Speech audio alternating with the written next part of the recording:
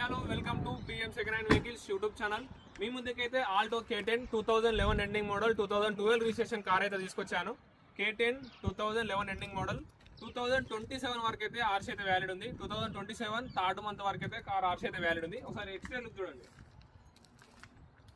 Right left side look చూడండి. Tyres అయితే 60-70% దాకా ఉంది. ఫ్రంట్ టైర్ అయితే, బ్యాక్ సైడ్ అయితే 30% ఉంది.